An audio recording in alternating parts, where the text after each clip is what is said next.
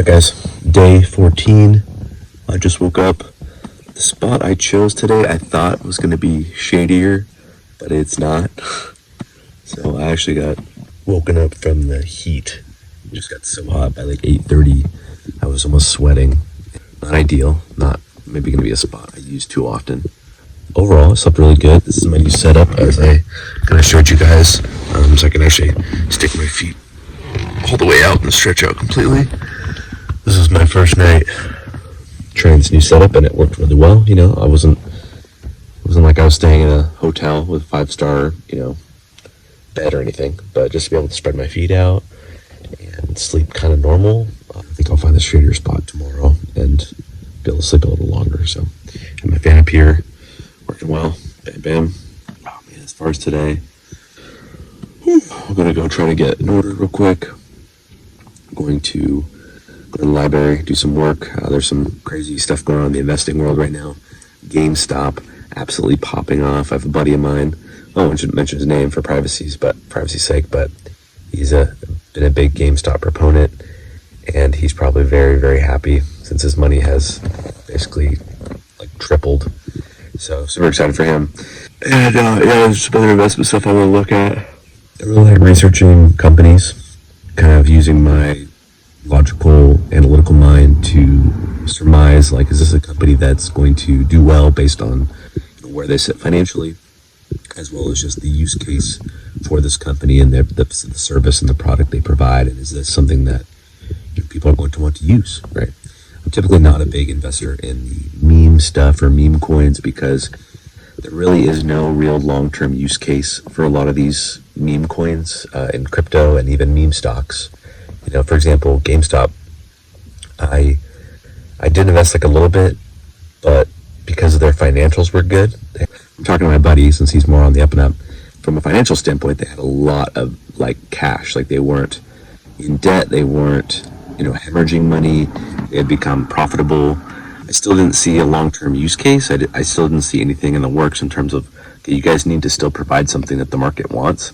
Those stores, although they can be kind of like fun niche stores that can, maybe survive a while.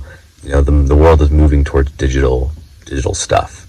So unless they can find like a real niche in the collectibles market and have a small market share, I thought maybe that was still possible for them. But I needed to see the new idea something. So even with this new craze, I still haven't seen a new idea. I've just seen that they just had some guy just kind of hype them and say, oh, look, so I'm still like, okay, well, that's not a use case. That's not something that is going to bring people to use or go to GameStop stores, So, like, I have no reason to go to a GameStop store unless I'm maybe, like, bored one day and I want to, like, peruse some other collectibles. That's the only reason I would, like, go. Or maybe there's an electronic item that I don't want to have to wait for on Amazon, so maybe I can go to GameStop and get it sooner, like I got with my MetaQuest or something, right? That's really it. So they have the branding. I mean, they're well known. GameStop is a great brand. Everyone knows it, right? So you'd think they'd be able to do something with that because they have that name. But anyway, the stock price is going up, so it's good for those investors. But all right.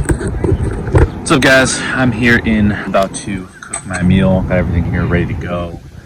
Just finished pretty much doing Instacart almost the whole day, other than just spending some time at Panera doing some research. Specifically, I was doing a little research on something called methylation testing or genetic testing, where you actually test for mutations in your genes that sort of are passed down from your parents.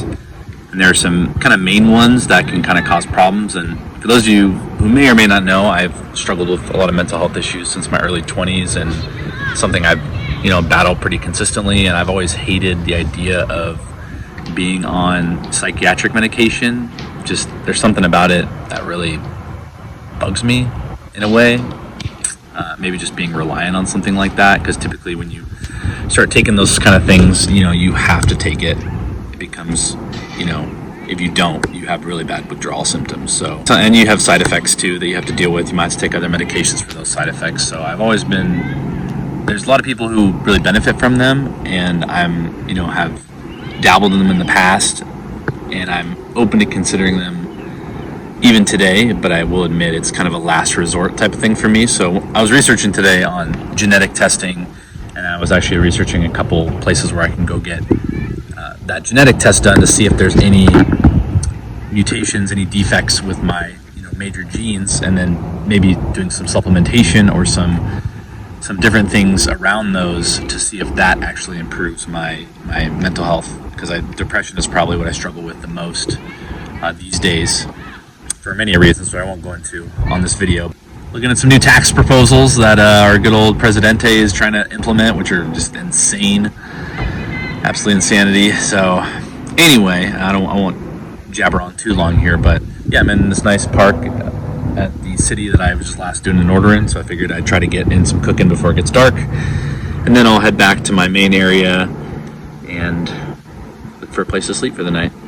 So figure on this one I'll give you guys kind of more of a full cooking breakdown of kind of what I'm doing. Essentially, of course I got my Ozark burner here with my butane in here set up ready to go.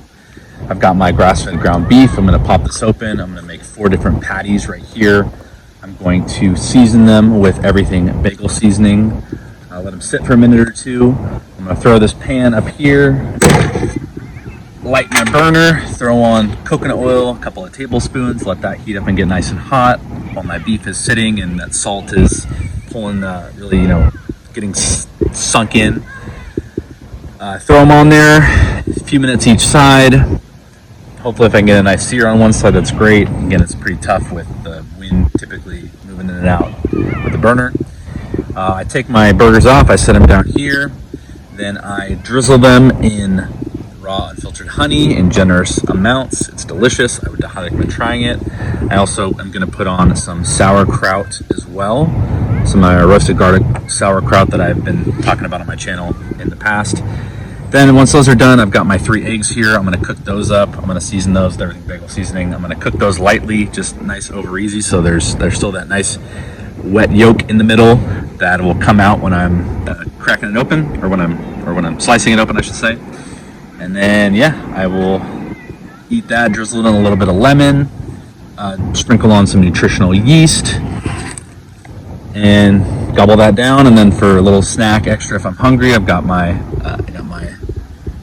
Fuji organic apple, and then I've got a couple things of string cheese as well to satiate my hunger fully. So yeah, that's how I do it.